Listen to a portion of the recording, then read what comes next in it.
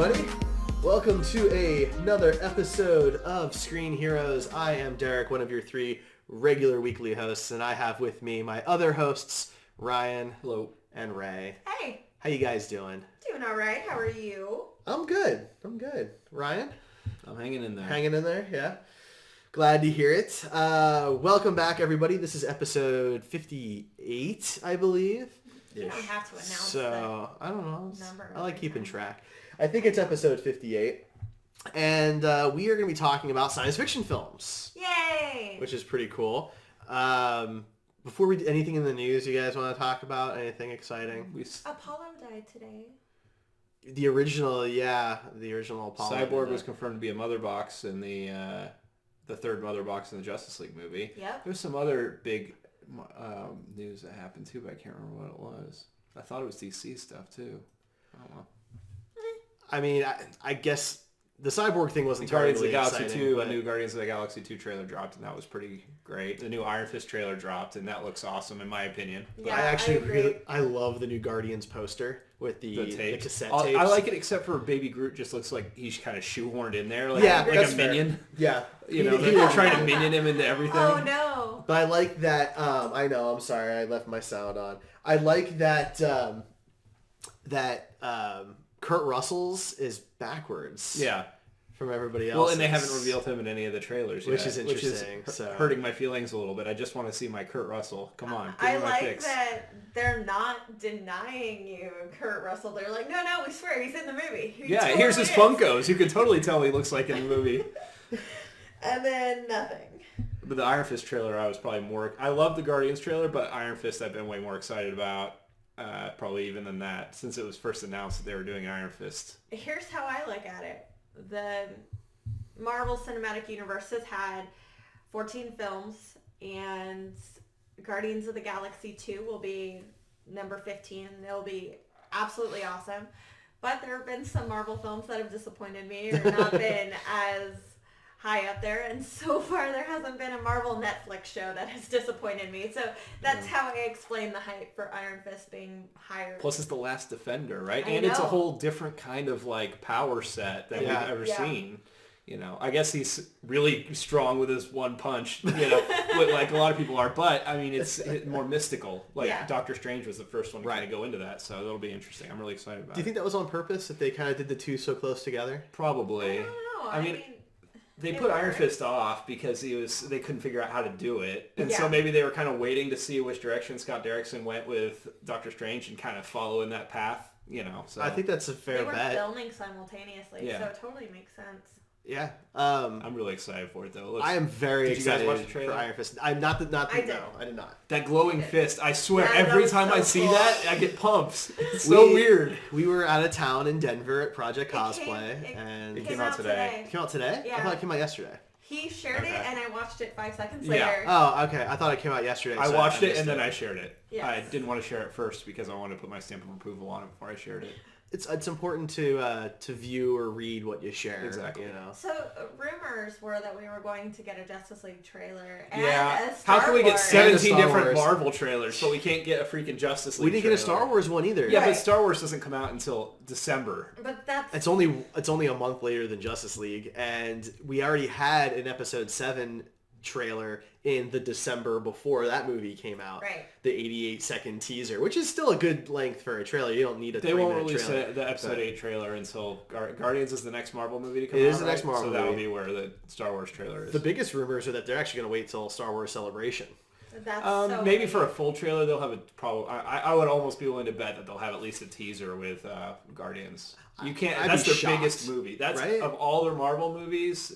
That's they're the big releasing one this Guardians year. is the big one. Yeah. So releasing Episode 8 with that is going to be way better than saving it for Celebration or anything like that. Or at least Totally a teaser. agree with you, which is why I just assumed we'd see something during the Super Bowl, because like football, don't like football, a lot of people watch that game. Yeah. So But I don't know that the fandoms cross over enough to make it worth it for them. I mean, the Guardians Well, trailer is a little different because that went a lot more. I mean, keep in mind though, the Star Wars fan base is going to see the movie whether there's a trailer or not. That's true. So you want to show it to people who may not want to see it or might not be aware of it, since we just had a Star Wars movie. There are probably some people who are like, really, another one so soon? So during the big game, there were a couple other trailers. What'd you guys think of the others? I don't know if I saw them. What were the other trailers? One was Fast and Furious or whatever. That was long. I didn't see that one. It was long. I actually don't know if I watched any of the other trailers. Look, I used to be a Fast and Furious fan. Furious 7 was pretty bad. I'm sorry, but I'll see this one because I like Vin Diesel and The Rock. I will not. So I'll still see it because I want to support those guys. But that was a long trailer for a Super Bowl. I want to know what that cost to put up there. Was what, $13 million for 30 seconds or something like that? It can't be that high. I think it's $3 million for 30 seconds. Yeah, I think it's 3. Still expensive. It's still very, very expensive. Stranger Things. Oh, I did watch great. that, of course. Yeah. That was a great trailer, but the response from Ego, I think, made it even more fun. I don't know if I saw that. So they tweeted all upside down text. Did anybody notice something weird with that trailer or strange with that commercial? That's what it was. Strange with that commercial, and then they had embedded the video. Oh, I'm sure their marketing team is all over this. Oh yeah. I appreciated that they had some fun with it, and that they're able to not take it too seriously and have a good time. Yeah, lots of companies are like with the Back to the Future anniversary that we had last year, I think it was, and Pepsi released the Pepsi Perfect. I don't even want to get into that because I was very hurt by that whole deal. But then the newspaper, me too. Came out, the newspaper was cool. That was cool, and so companies are kind of grasping onto more pop culture stuff. And if you ever see the Arby's things, the advertisements that they release that are constantly like random, sometimes really obscure pop culture references, it's good stuff. It is. I like them. It's I like fun. companies doing that. Yeah. It makes me want to like support that brand more, and I know I'm a sucker for it, but it works. Well, you like Arby's anyway, so it's perfect. I hate Arby's. Oh my. So, but I did have a Grand Mac over the weekend, the new Big Mac. He couldn't eat it. It kept falling out of his hand. It was too big. It's like because they made it wide instead of tall. I don't know. Someone needs to explain to me why McDonald's came up with a brand new burger patty size. It's 1/6 pound. Okay, get off of this. I just want to know. So Pirates of the Caribbean also showed. Yeah, nobody cares about that one. Okay. That movie's gonna bomb. We all know it. I think Johnny Depp at least showed up this time. Did he? Yeah. Derek actually is really excited about Baywatch because of The not- Rock. No, I'm not- I actually really saw that trailer excited. too. I'm not Look, gonna lie. I'm not really excited about it. Really excited. I thought it was Again, funnier than I expected it to be. The trailer was. I love The Rock. I He's love the new Dwayne 21 Johnson. Jump Street. He is I awesome. love 21 Jump Street. I know you do. And growing up, in the 90s, my dad watched Baywatch a lot. For the boobies. And, it's just kind of funny to see it make fun of itself a bit with one of my favorite action stars. Well, to me, it's the exact same premise as 21 Jump Street. Like, that show in the 80s was very serious. And every once in a while, they'd have, like, a stupid pun, but... And the movie came out and it made a lot of money. So yeah. They had two And of they made a them, sequel. and they made jokes about themselves. Yeah, And... the sequel was like, you never thought we'd be down on Jump Street again, ha ha, And now we're going to have like a weird Men in Black crossover. Well, are we though? Because I don't know. I don't think we anywhere. are. I really don't think we are. I hope that we are, but I don't think. I'll tell you this: if they do, Will Smith and Tommy Lee Jones aren't in it. Yeah, no. That's true. No. And that's why I watch Men in Black movies, is mainly for those two guys. It wouldn't be the same without them. So, all right. Well, we are like a good 10 minutes in, so maybe we should talk about our main topic. Crickets. We are talking objectively about sci-fi films. What we think are the best out there. This can include franchises. This can include... Oh, we could pick entire franchises? Yeah, when I went with my list, I don't know if this is the way we're actually doing it, but I picked like one movie from a franchise. Yeah. I think that's good. Otherwise, I would have had Star Wars taking up the entire thing. I figured... When we do the fantasy ones, Lord of the Rings is going to be on one of our lists, if not all of our lists. Probably all. But we can objectively say that there's one Lord of the Rings that's better than the others. Now, we may argue about it, just like my favorite Star Wars film is different from your guys's, but that doesn't mean that... See, I actually went a little more pure sci-fi. I kind of left out fantasy for the most part. I mean, there's some crossover, but... I said when we do fantasy films. Oh, when we do fantasy films. Lord of the Rings is not on my sci-fi list. Just checking. Okay, because I was like, really? There is a lot of crossover in some cases. There can be, yeah. There's a ton of crossover. Okay. To prepare, to make sure I didn't leave things off, I looked at a lot of different websites and their top 100 or top 25 lists just to see if I was forgetting something or if I agreed or not. I mostly went by IMDb's, like if they call it a sci-fi movie as one of the genres, then I went with that. As if you guys are going to come at me about it not being a sci-fi movie, then I can always go back to that. Look, most, not all obviously, but most big sci-fi films have multiple genres that they fit under. You know, I did not put Ghostbusters on my list, by the way, simply that's because I thought it was more of a comedy horror than it was sci-fi. But I mean, you can go either way with it. So no, I think that's a fair categorization of it. For me, the science part, what Ray and Egon do, is very science fiction. Yeah. But the actual ghosts and the actual ghost part is horror for me. Yeah. And then the three of them being great comedic actors. Yeah, sorry, Ernie Hudson. I think the last time we did this list on our other podcast we used to do, I had Ghostbusters as my number one, and we had a lot of arguments about that. And I was like, well, I mean, I'll just leave it off this time. You know, that was more of a personal favorites, though. You know, which is a little bit different because my personal favorites list would be very different than this one. Especially what my number one is by far not one of my favorite movies, but I think it's very important to the genre. So before we start off, I had an issue cutting it off at 5. I came up with... I put a bunch of honorable mentions on mine, thinking that you guys were going to cross over with me, but also because, it's tough. So, I have 7 honorable mentions, so I'm at 12, I guess.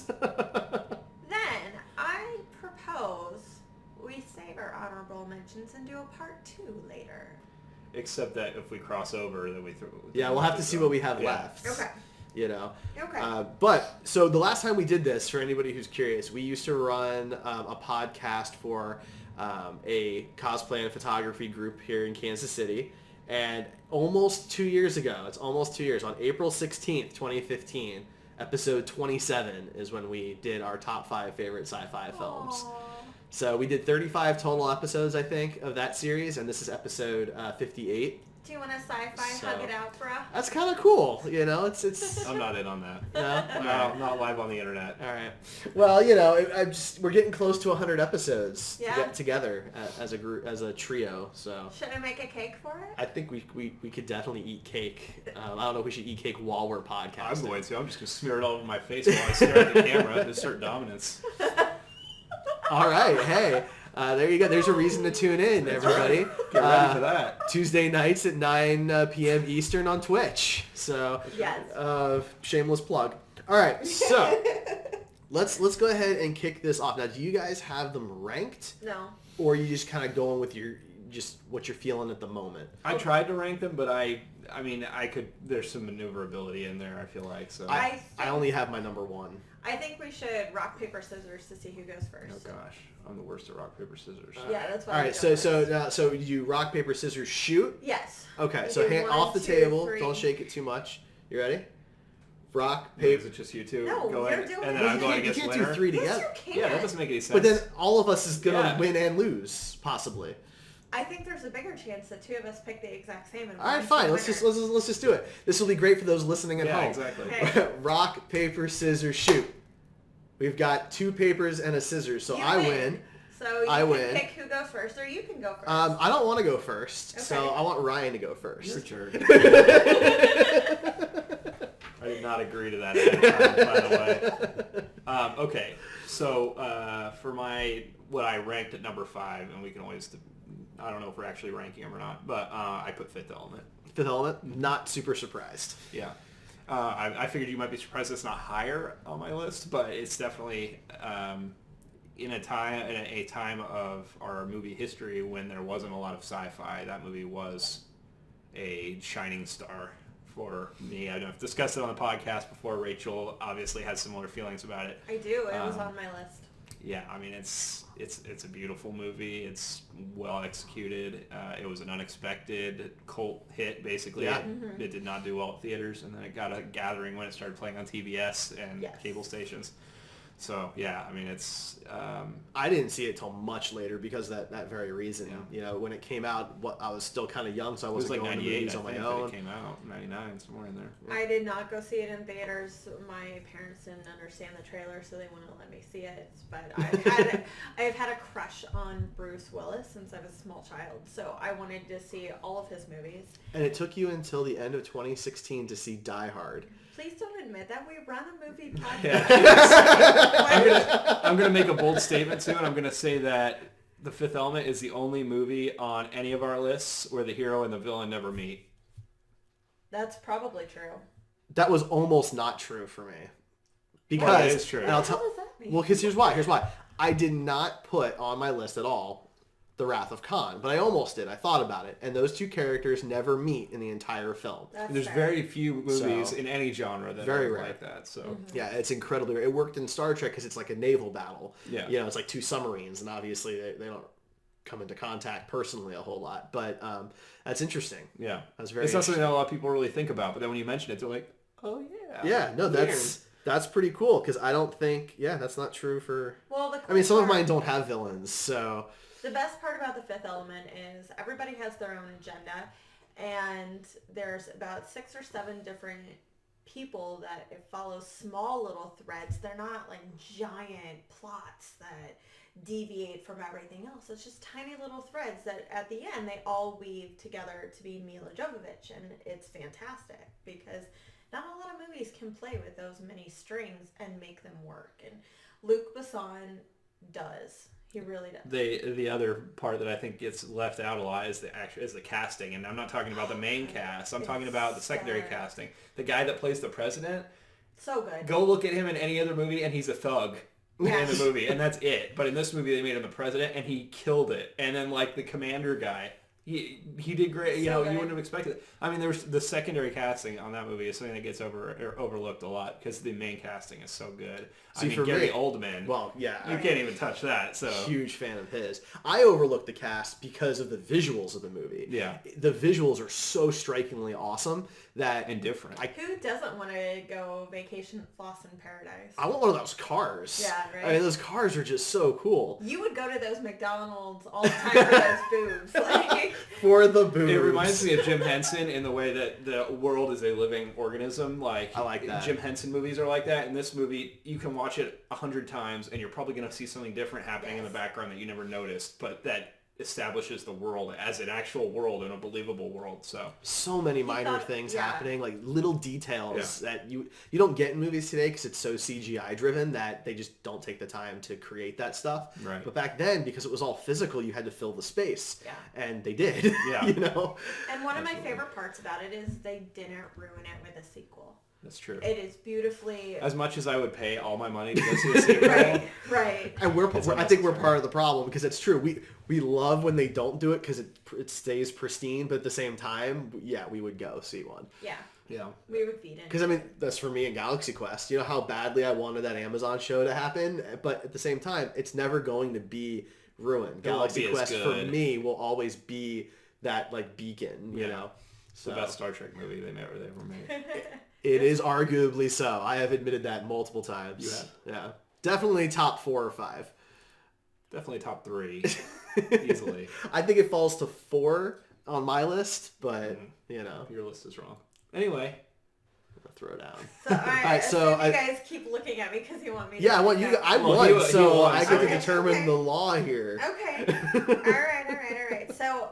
this movie really struck me. It was very powerful, and I kept thinking it after I left the theater. It's very recent, and I think the concept is so unique that it's going to stand the test of time, and that's Arrival. I'll say I haven't seen that, so I'm actually surprised that it made your cut. I can't help it. I think about that movie like at least 2 or 3 times a week. Wow. Okay. It resonated with me. I was so bored at the beginning of it. I was like, oh my God, I just want this to be over.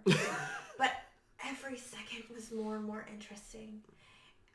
Finding life and the concept of time being fluid is something that's always been fascinating to me. So I absolutely enjoyed it. I loved that it was an alien invasion movie without a war, that it told the story through a language expert who, usually spends time translating Farsi for people. And it was definitely a much older sci-fi film than 2016. Yeah, because in 2016 you get the big action star. It's Oblivion with Tom Cruise in Oblivion, but this was very old school in its style. It was the scientists. It was slow paced. It was tense. It was just beautiful. And the same situation with The Fifth Element. I like a good story that can have multiple aspects of intelligence and casting and a romance plot that isn't shoehorned in there or takes the focus away from the bigger picture. The romance between Amy Adams and Jeremy Renner was so natural and it wasn't forced whatsoever. The two of them were just scientists working together, and I'm not quite sure why it resonated with me so much, but it was so powerful and I love it. I really liked it. I thought it was very good. I did think it was a little slow at times, but that kind of reminded me of, old sci-fi. See, in college, when I studied language, I thought that if I also had the guts to study science too, I could have the same job that Amy Adams did. And I wanted that. To me, that is my greatest potential, is to be a doctor of languages. And I never quite reached that. Instead, I'm a silly cosplayer, but it's so it definitely sounds like that personally it's really important. I'm just curious, from an objective standpoint. Weren't we supposed to be objective about this? Because it does a lot of things well that other sci-fi films did well first. Here's why I think that it's going to stand the test of time. Already it's been very heralded by critics. It did well at the Golden Globes, and it looks like it's going to do well at the Oscars too. So in this mass of sci-fi movies, it came out around Passengers, and Life is coming out. I was going to say, I've certainly heard more about it than I have Passengers. So Life is coming out within the next month. Space Between Us came out this week. So sci-fi is here and now, and sci-fi romances are here and now. And I just feel like this is the better of them all.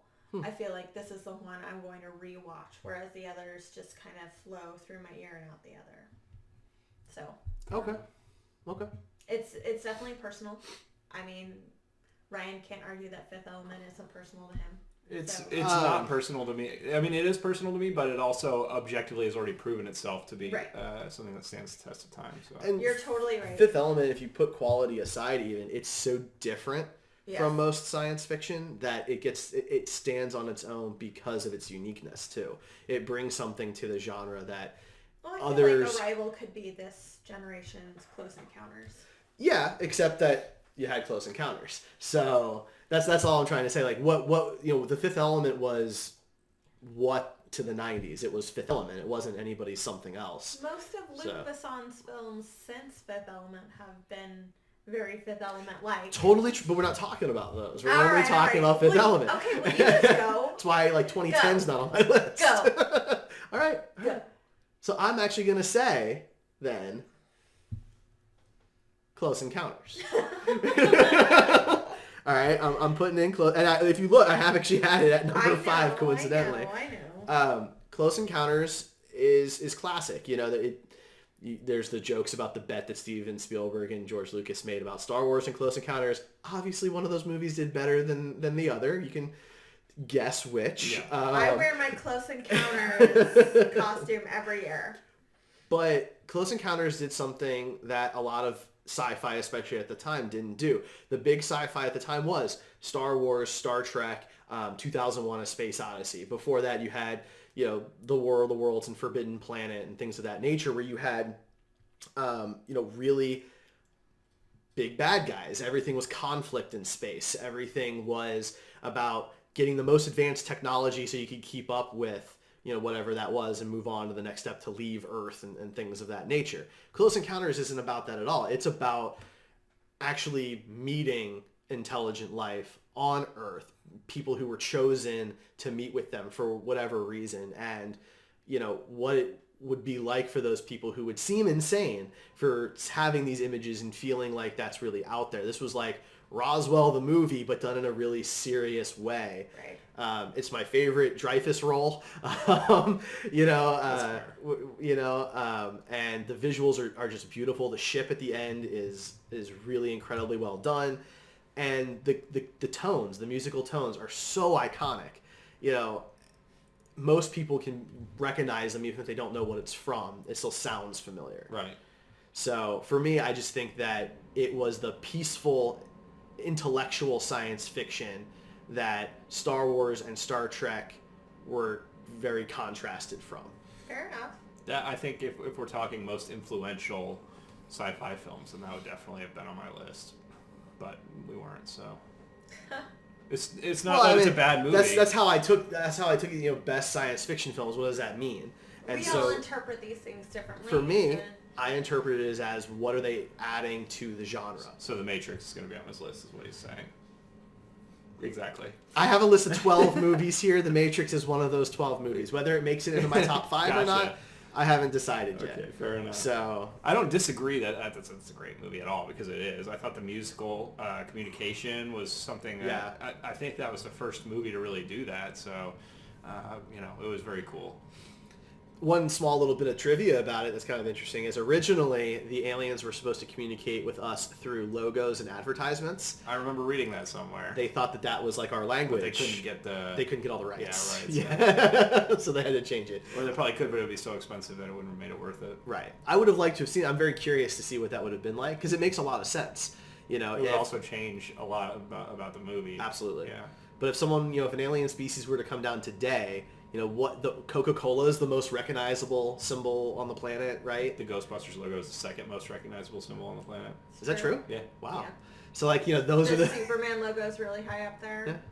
So it's just interesting. Like if you didn't know Earth at all, those are the first things that you would probably notice from just volume. Yeah.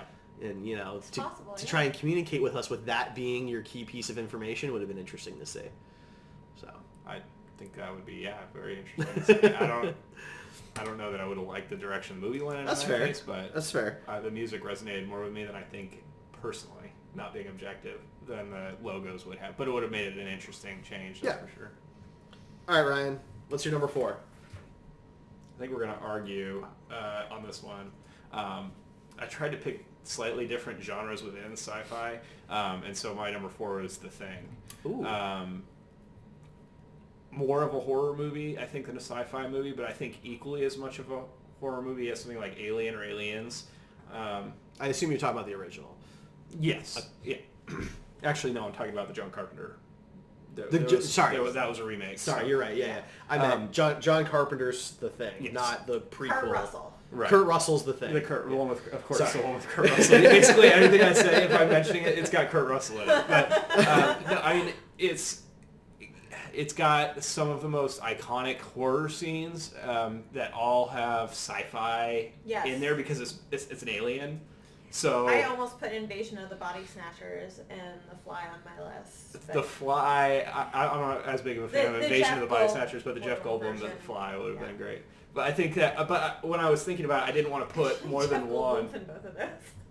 That's true. Yeah. I didn't want to put more than one of each kind of subgenre. Sure. So I picked what I thought was objectively the best of each subgenre, and like for horror, sci-fi, I think that The Thing is better than Alien, and you can come at me, bro, about that. I think it's better than both of those. I think that it does the isolation horror better than Alien did. The ending is what really sealed it for me because it's a very ambiguous, open ending, and not a lot of movies could get away with that at that time. But you still, to this day, are like, okay, was it McCready? Was it? Yeah. So, yeah, and I mean the blood test scene.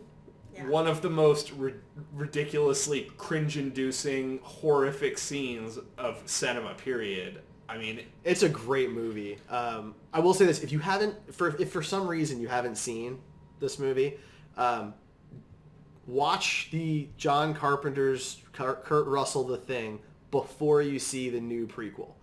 Okay, because and keep in mind that it is a prequel. It is a prequel, but because it's a prequel, it explains a lot of stuff that is no longer surprising when you see it. Yeah. So see the first one first. I just want to throw that out there. Yeah, I would tend to agree with that. But if you're not into horror movies, don't see it because it is terrifying. It is a horror movie. I do think it's better than Alien.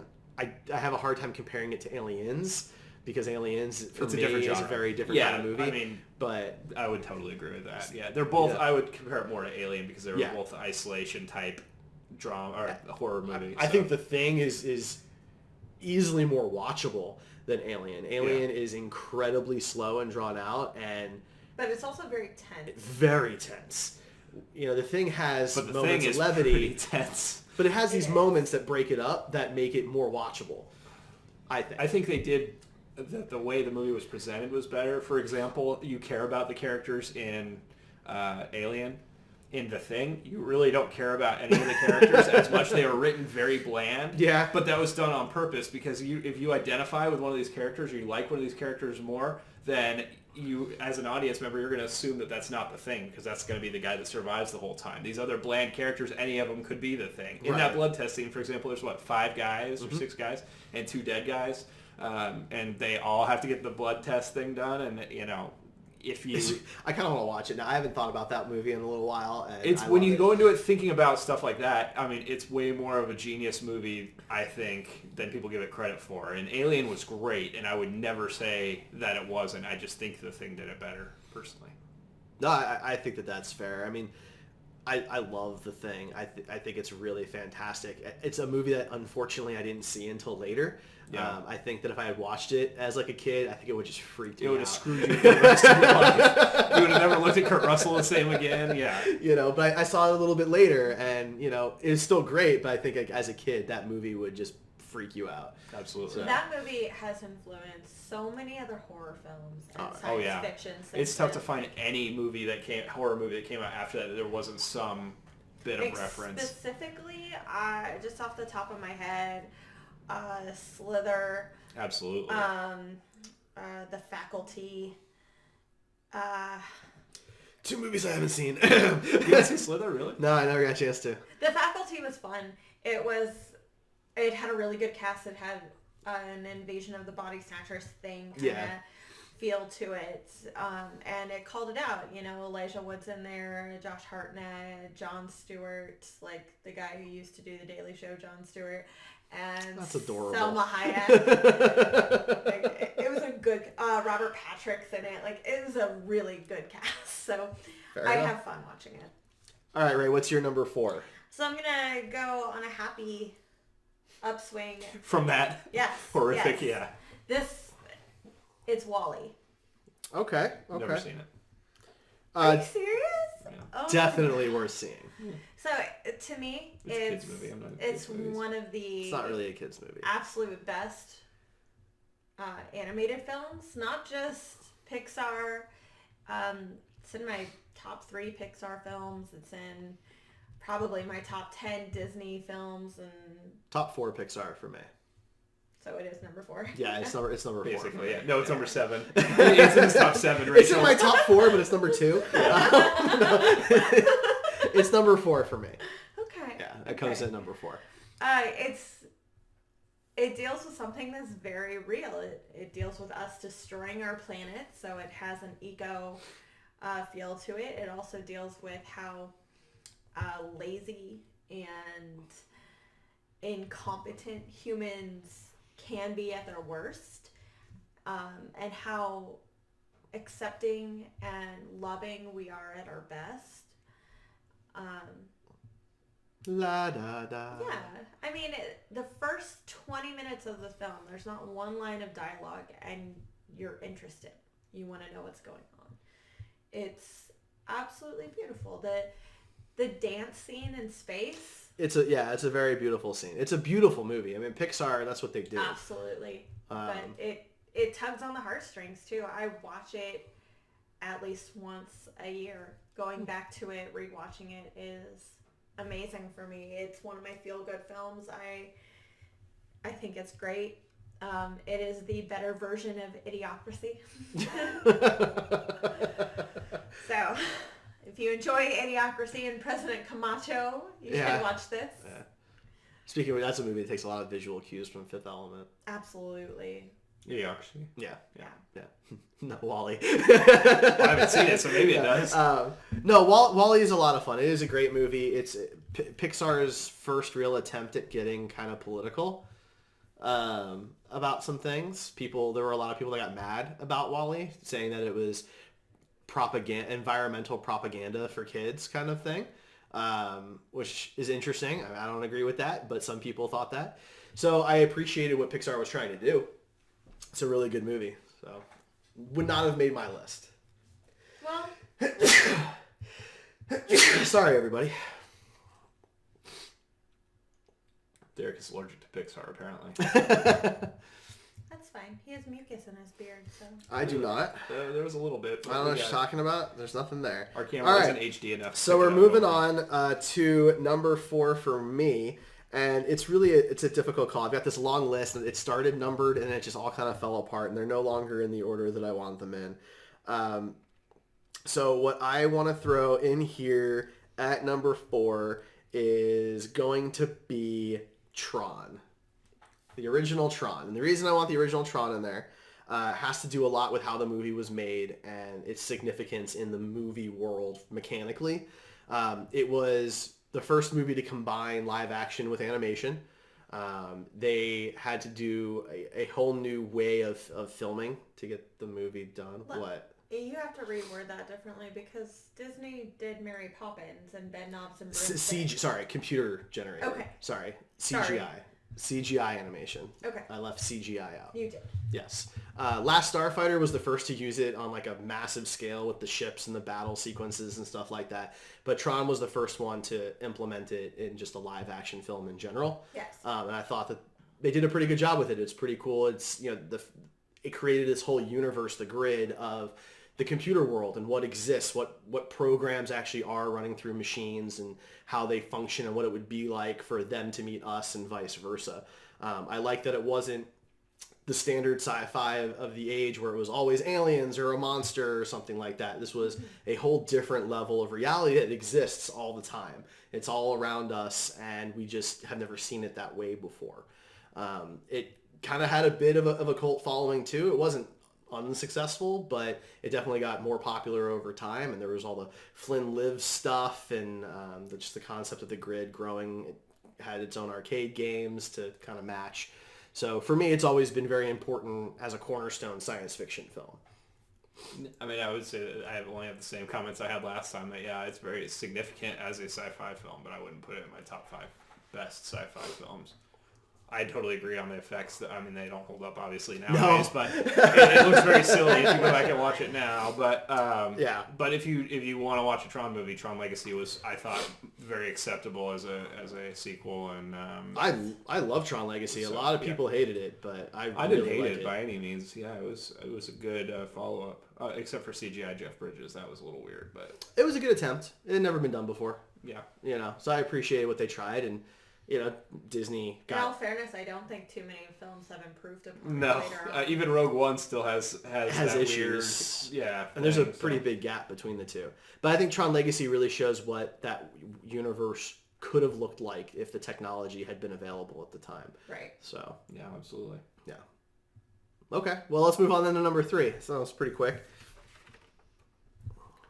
I'm just going to get this out of the way, I guess. Star Wars Episode 5, Empire Strikes Back. What is there to say? You can go to any website and read a million reasons as to why it's the best Star Wars movie. Maybe not everybody agrees with me on that, but I think that it's one of the best sequels ever made, for sure. Yes. And in my opinion, the best Star Wars movie. So, and I only picked one from the whole list. Obviously, other Star Wars movies should probably be in the top 5. The only other one I saw beat it out was Episode 4, and it's because it's the first one. People get sentimental about the first versus the better. Yeah.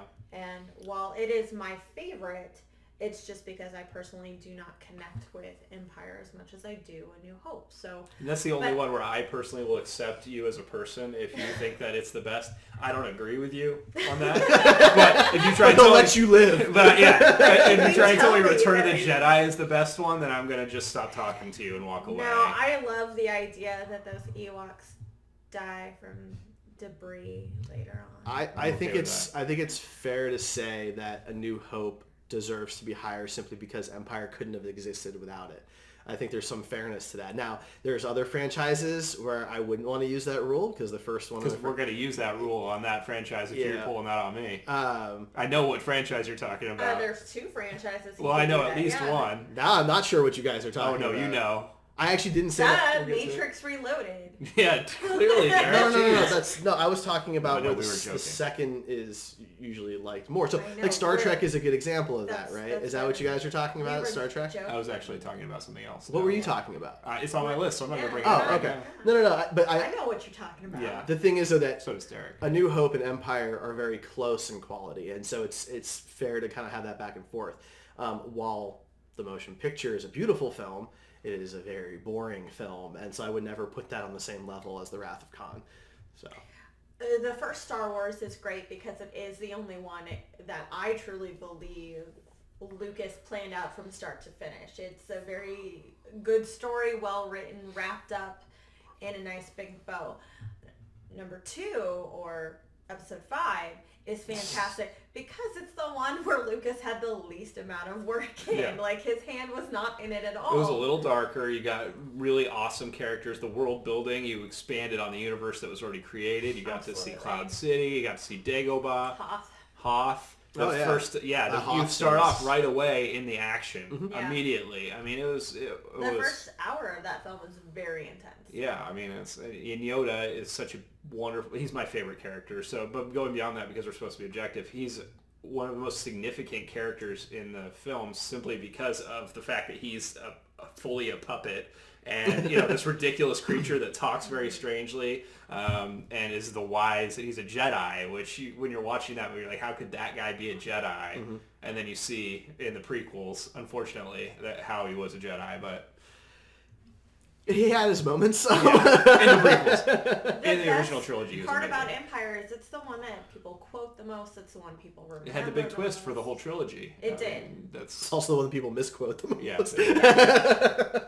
No, I love Empire. Empire is my favorite Star Wars movie too. I definitely think it's the best of them. But I think just if you're talking about sci-fi films in general, there's an argument to be made that the first one paved the way. That's all. Empire's the best, objectively. And A New Hope is closely behind. Yeah. Or I mean, it could go either way. As long as you don't tell me Return of the Jedi is there, then we're okay. Or anything other than those 2. I won't even take Force Awakens or Rogue One. If you put those 2 in the top 5, though, I'm okay with it. But if you put them as 1 and 2, well, that's just silly. Yeah, that would be a little much. All right, so Ray, what's your number 3? Oh my gosh, we're back to me. Okay, so I'm going to go with one that nobody has ever seen, apparently. It's just me. And that is Danny Boyle's Sunshine. Yep. Yeah, I never said no. I disagree. It is a sci-fi movie that actively fights the idea of science and religion contradicting each other. It's about a crew that goes to the sun to jumpstart it because it's dying, and they're doing their best to stop entropy. And I love the concept of entropy. If anybody is an Asimov fan, as much as I am, he talks a lot about, what do we do when outside forces are going to kill us? When the sun dies, what happens to humans? Then they die. Exactly. Absolutely, we die. So, Sunshine stars a fantastic cast: Cillian Murphy and Rose Byrne, Chris Evans. They're all in it, and they do a great job. They're all scientists and engineers, and they're going to, restart the sun with a nuclear weapon. And on their way, they come across a lot of issues, and it battles both ethics and religion, and what's better for the world and better for people. Should we just die out? Should we let ourselves die out? Should we protect ourselves? I absolutely love that film. It was after 28 days, but before 28 days later. Gotcha. That clears a lot of things up. Sure. Underrated Danny Boyle film. Fair enough. Derek, what's your number 3? I'm having a really hard time. Just do it. With these. Do it, we don't need to hear this every time. We're going to go over. I know. We're going. I'm having a hard time between, influential to the genre, which Ryan keeps pointing out is not necessarily the same as best, and I kind of made my list based off of. It's okay if you make your list based off that. I just don't agree that necessarily means it's the best. So because it's influential. I think then I'm gonna have to just kind of go with this here. Next on my list then is going to be 2001. Which I've actually never seen, surprisingly. So definitely not the most exciting movie ever made. It kind of falls in line with why Star Trek the Motion Picture ended up the way it did, because it copied a lot of what 2001 did first. But from a mechanical perspective, from a story perspective, it's incredibly unique. It, at least for a lot of people, brought science fiction back to the big screen in a very legitimate way. Because it was after the classics. It was after Forbidden Planet, and it was after War of the Worlds and The Fly, the original The Fly, and the original Invasion of the Body Snatchers and things like that. It was big budget. It was over the top. It was massive sets, weird, crazy stories. It starts with a bunch of primates, and an obelisk, and it ends with him seeing his son born in space and craziness, and it's crazy. It's a crazy movie. You've got the sentient AI, which in the 70s is a crazy concept that not only would we have AI, but it would become sentient and decide that it needs to kill us to save itself, kind of thing. Yes. So it opened a lot of doors for science fiction that weren't there before, and legitimized a lot of those corny TV concepts and made them legitimate blockbusters. There are 2 films that kept popping up when I would do research for this, and that was one of them. It makes, if you include all of science fiction as a whole, that is usually people's number 1. It influenced everything. It will continue to influence things from here on out. And I will say, if you like 2001, 2010 is not a bad movie. It's just not revolutionary. So if you like 2001, go check out 2010. So. Exactly. That's it for me. Yeah, I haven't seen it, so I don't really have much to say to it. But yeah, most people would probably put that near the top of their best sci-fi films of all time, I think. So Ryan, what is your number 2? My number 2 is another one on the sequel list where the sequel is better than the original T2. Terminator 2 Judgment Day. That's on my overall list for sure. And of course Derek will probably bring the same logic that he did with Star Wars, that T2 could have never happened without the original Terminator, and that's whatever. But T2 was a better movie all around. I actually wasn't going to say that. Of course not, because you agree with me. Yeah, exactly. But you get... Before there was strong female leads, you have a strong female lead, probably still to this day one of the strongest female leads, both physically and on film. All hail Sigourney Weaver and Linda Hamilton. Yeah, those are the queens of sci-fi. Seriously. Carrie Fisher, I guess, would be in there too, but she's more of a princess of sci-fi. But without those characters, we wouldn't have the Katniss of today. Right.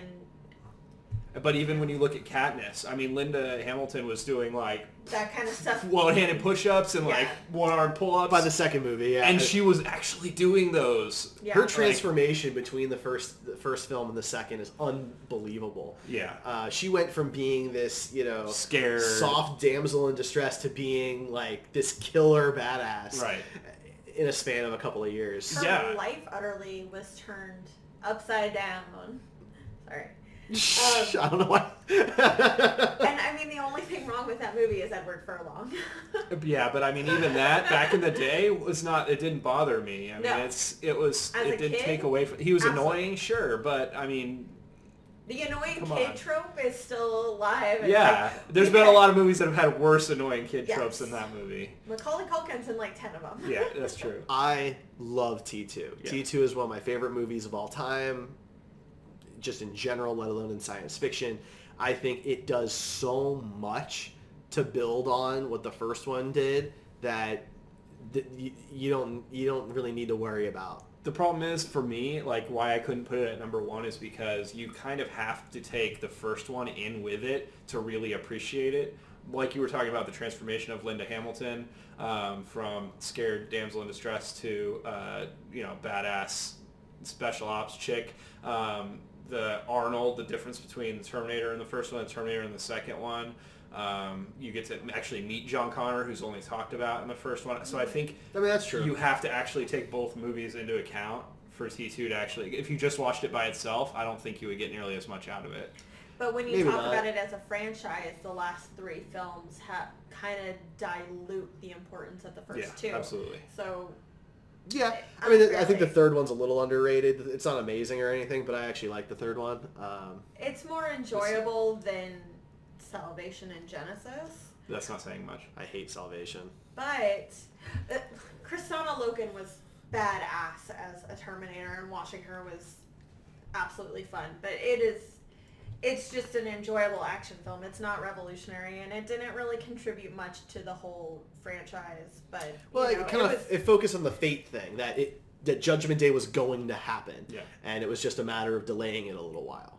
I appreciated that part of it, but T2 is by far a different league. Skynet wins at the end of T3, but well, they don't win; it begins. Yeah, whatever. Well, Skynet really always wins. I mean, it's kind of all these movies are about the same thing. Yeah. So that's true. All right, Ray, what's your number two? So this is difficult. So I'll just go with my the other movie that kept popping up on people's as number one usually falls into the category of the 21st century. It's Children of Men. Okay. It was done by Alfonso Cuarón, who ruined his career with Gravity. No, he didn't. He won an Oscar for it, but I don't really like it. I've actually never seen Children of Men, so. Children of Men is based on a book by P.D. James, who's a woman, by the way. And she wrote about the world as if every woman had become infertile. And Clive Owen gets wrapped up in this rescue mission to get this 19, 20-year-old woman who is 9 months pregnant to safety, because since she is the very first person in, I think, 20 years to be pregnant, she is valued. People want to study her. People want to dissect her. People want to pretty much hurt her. When you're the only thing, everybody has their plans for you. So he becomes this girl's savior, kind of reluctantly, and everything about the movie is just gripping. You don't expect what's going to happen next. It's just really well done. It's very serious. It's definitely not for the lighthearted. So I absolutely love it. I think it's brilliant, and I think everybody should see it. Mandatory viewings. Okay, fair enough. Would not have shown up on my list, but you haven't seen it, so yeah. But I just the premise for me just doesn't do much for me from a sci-fi perspective as well. I'm sorry, it doesn't stir up your sci-fi wiener. Moving on. So for my number two, I'm just gonna go with my gut on this one, and I'm going with Galaxy Quest. And the reason I'm going with Galaxy Quest is for all of the amazing things that it does well to parody and shine a light on everything we love about science fiction. It's not just Star Trek. No, it parodies and I guess celebrates every sci-fi TV show, Battlestar Galactica, at least the old stuff, Lost in Space, Journey to the Center of the Earth, all of it. It does. It really puts a spotlight on everything that people love about science fiction. The good, the bad, the tropes, the corniness, the seriousness, the the ethical issues, and things of that nature. And it's just enjoyable from start to finish. It's one of the most rewatchable of the science fiction films. But that's because it leaves you feeling good. It does. A lot of sci-fi stuff leaves you questioning your existence, and right. Or whether you're a replicant or whether you're a thing. Or at the end of T2 when the hero just dies. If you don't tear up at all when you watch that, we need to have a talk. But you tear up watching Arnold die. Who doesn't? I mean, geez. Okay. Well, you haven't seen T2. Yeah, exactly. All right. Now it's spoiled for. So.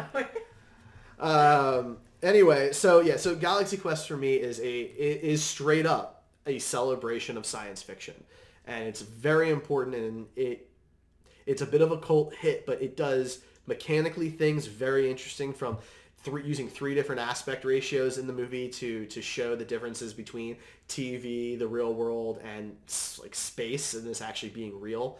The special effects are great, the practical effects are great, the CGI is fun, costuming is great across the board, and if you don't love the cast, I don't know what else to do for you. Between Tim Allen, Sigourney Weaver, Alan Rickman, it's Tony awesome. Shalhoub and Sam Rockwell, who plays Guy. I absolutely love that movie. No, it would not have been in my top 5. I know. But I mean, it really is a great movie and one of my favorite sci-fi movies. If I was doing favorites, I think it would make that list. But now Jordan's wondering, would we consider Short Circuit sci-fi? Absolutely. Yeah. Yes. Absolutely. But it would not be in my top 5. No, I love Short Circuit, but it's a fun movie. It's fun. It's a cute movie. It's absolutely science fiction, but yeah, I wouldn't put it on my list. Yeah. So Ryan, what is your number 1?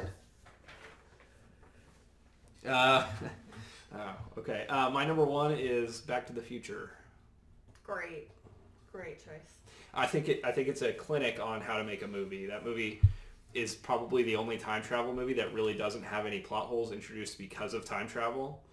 We could talk about T2 and the original Terminator. Those both movies both have a lot of plot holes based on time travel. Yeah. Back to the Future, I actually wrote stuff down because I wanted to make sure that I said certain things. But the weird Oedipus complex between like his mom having a crush on him and stuff like that probably made a lot of kids back then go, this is really weird, but I kind of like her.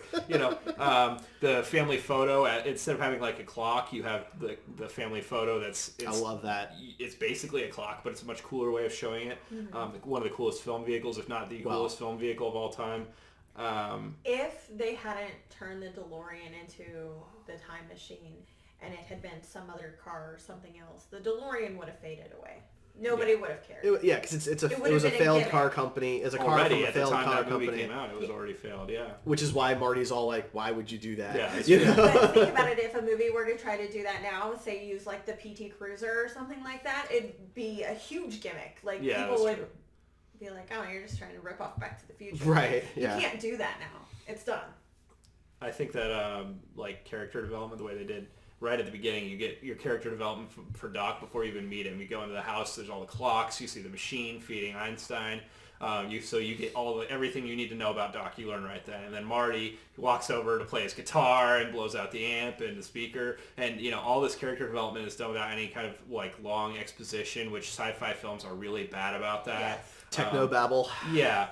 I mean, that's... mostly everything I had written down. I just think that it really is, if you go in with an analytical eye, it is very close to a perfect movie.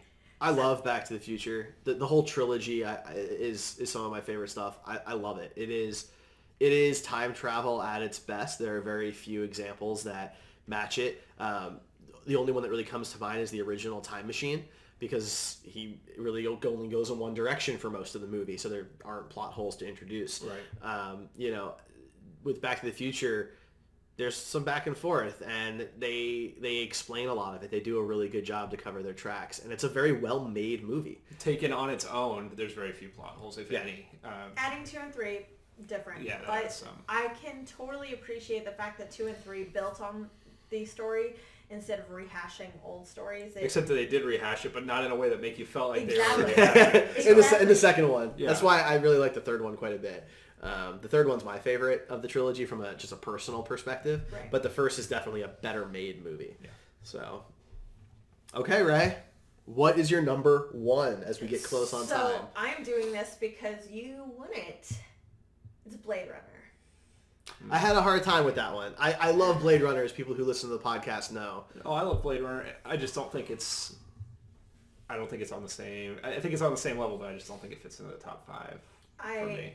It probably wouldn't be my number 1, but when I step back and I look at it, every single movie with, incredibly enhanced androids, human-like androids, rip off a part of Blade Runner or is heavily influenced by it. It's one of the very few examples I've ever come across of a movie being better than the book. I've read Do Electric... version of the movie you're talking I don't know. I really love Do Androids Dream of Electric Sheep. I think it's very good. I do. I think it's a very powerful book. I think the movie is better. There's not a lot of movies where I can say that, but that one is. Okay. And I watched it in junior high. I was inspired by it. I loved Daryl Hannah's character. I went as her for Halloween maybe 3 years in a row. I don't know. I absolutely love that there's still speculation about it. Still to this day. It's very much like The Thing in the open ending where you can kind of interpret it. Not a lot of films do that. There's so many theories about whether Decker is a replicant or not.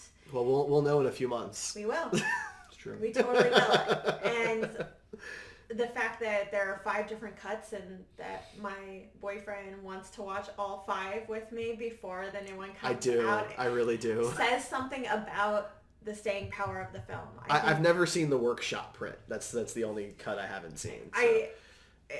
Favorites? Absolutely not. I think it's a little too dark sometimes and a little too sad sometimes, but I think it's had a huge influence. It definitely had a huge influence. I mean, if you go back and watch it now, having seen like movies like The Fifth Element, you can tell Luc Besson had a lot of influence from the world building done in Blade Runner, because there's definitely that there. I think we would have movies like AI or even TV shows like Humans without... Man, AI. Of all the movies, that's a bad movie. It's not a good one. I don't know that I would use that as like a reason or a good thing we would. Or even like, Bicentennial Man or iRobot. Well, iRobot's the same author, so aren't they both Asimov? Asimov did not write Do Electric Sheep. He didn't? I don't believe so. I thought he did. My mistake. I don't think he did. Okay. I mean, I could be wrong. I'm looking at it right now. I don't remember the day. iRobot may be an older story. I'm not entirely sure. The laws of robotics and stuff are pretty old. That could be yeah, it's Philip K. Dick. Oh yeah, of course it is. Sorry. Of course, Derek. Yeah. No, that's I don't know where that came from. My bad. It's okay. I forgive you. What was your number 1, Derek? My number 1, I'm sticking with the trend of, what did they do for the genre? And so for me, it's pretty easy to throw Matrix. Metropolis at number 1. Ooh, the very first sci-fi film. It is widely considered to be the first science fiction film of all time. Though it's pretty impossible to watch the full film today because a lot of it's been lost over the years and they've been trying to put it back together. But there's no doubt that it influenced a ton of science fiction to come after that. I mean, C-3PO, especially the original artwork designs, the concept designs for C-3PO are just straight out of Metropolis. Absolutely. It's a weird movie. I would not say it's necessarily like the most enjoyable movie to watch, but it's incredibly significant and unique. You have to think about the time frame that science fiction wasn't a thing. The best you had was Jules Verne. You had the 20,000 Leagues Under the Sea and things of that nature. There were no androids and robots and things like that. That type of technology. The very first story about a robot was in Greek myth, and I forget what it was called because it's such a rare one. It's not adapted ever. And it was a giant mechanical golden monstrosity. But because it was metal, people nowadays consider it a robot. So while that's the first, nobody's adapted it into film, whereas we get a new Hercules movie every 2 years. So for me, it's just, if you're talking about relevance to the genre, significance to the genre, Metropolis is, 80 years old, give or take, and it's still influencing movies today. Star Wars wouldn't look like it looks if it wasn't for Metropolis, and that's significant. So for me, it's Metropolis. That's my number 1. I think we have a solid list. I think there's some gaps in there. I think it's impossible to whittle down sci-fi to just 15 films, but I think we've spread this out really well. Now, Jordan in chat actually gave us his top 5, and his are from 5 to 1 are Fifth Element, the original War of the Worlds, which is on my longer list when was very difficult for me not to put into the top 5, The Matrix, Terminator 2, and Back to the Future. So basically agreed with me. It's most of Ryan's list, and then one that was really hard for me not to put. Do you want to throw out some of your honorable mentions? You don't have to say a lot about Sure. them. Yeah. So definitely the original Time Machine and War of the Worlds. I also had Blade Runner and Aliens, and then also the Iron Giant. I think that it's a very underrated science fiction film. Iron Giant is great. So I had The Martian, Guardians of the Galaxy, Donnie Darko, Jurassic Park, E.T., Predator, and the original Alien. I had 2001, which is on your list. I had Jurassic Park. Let me see. I also had Enemy Mine. That was more of a personal one. Oh, that's a good one. Yeah. I think I haven't thought about that movie in a long time. It's really good, a decent movie. It's a good message, and you don't get that a lot with sci-fi movies. No, I think it's a good one to have on there. I hesitated to put The Last Starfighter because it doesn't hold up well, but at the time it was really a big deal. The other movies on these lists I think hold up much better over time. As significant as they were when they came out, they're still significant today. The Last Starfighter kind of fell off a cliff, as much as I personally love it. So, yeah. All right, so that is our lists. That's everything that we have. Ryan, do you have something for us? Yes. So in the month of January, I promised that anybody that Bye, Ray. I'll be back. Anybody that subscribed to our Patreon for February, I would write a poem for them, and I would say it either on the air or in the Patreon video that we send out every month. The first one was last month. But we actually did one, though. It's out there. We did do it. Patreon.com/heroespodcast. That's right. Give us your monies. So I wrote my first poem for a patron, and this one goes out to Jordan, who's actually in our chat right now, so this works out. Okay. It's a limerick. Ooh, here we go. Jordan, as a patron, is number 1. We love having him in our live chat. It's a lot of fun. Your money brings us joy. We spent it all on toys. Also, Derek used it to buy a machine gun. That's not true. It is true. But we can't talk about it on air very much, but yes, he did. So thank you, Jordan. You are our biggest patron, not in physical size. Well, I mean, you're a tall guy. Dude. He's a tall dude. In monetary giving, so we appreciate that, and your support is greatly appreciated, and I'm sure you're going to notice all new equipment here shortly with it. Derek's ordering it all on his credit card, Patreon card right now, and we've got some things that we're working on. We're working on some minor upgrades. We'll see how they can be implemented, but we got some testing to do. But we do appreciate it. I mean, it lets us get the recording equipment that we have here. We're working on upgrading the video because you guys can watch this on Twitch live with us on Tuesday nights, or you can watch the recordings on YouTube later. We have a YouTube channel. We also have a giveaway every single week now. It's not much, but for those that comment, for those that interact, and especially on the rankings, that one's easy, but our buddy Eric has already won one, and tonight Jordan has won one too. So little stickers. Little bumper stickers of Screen Heroes. Yeah. You don't have to put it on a bumper, though. You don't. No. You don't. You can put it on your forehead. That would be the ideal Put it on your own personal bumper. Right on your booty. So for those who are listening, you can't see them. They're Screen Heroes bumper stickers. It's got the really cool superhero personas of us. Yes. That our lovely friend Nikki made, which are just awesome. They're absolutely wonderful. So yeah. Really sums up all of us. Congratulations, Jordan. And that's it for us today. So we're good. Check us out at heroespodcasts.com. Be sure to follow us on all the social medias. And what are we talking about next week? Do we know? I'm getting the schedule up. You're getting the schedule up. Okay. Sorry, I wasn't as prepared because I was getting this. No, it's cool. It's all good. We have a topic. I know we do. Yes. I have things planned out for the next 10 years. Next week is Valentine's Day. Oh my gosh, I totally forgot about that. Valentine's Day. We are ranking superhero couples. So all the fantastic couples that have been in both DC and Marvel, we're going to have a special guest, Nikki, on. So she'll be joining us. We'll have some chocolates and you can spend your sad Valentine's Day with us. That's right. All right, everybody. Well, thanks for tuning in. We will catch all of you next time.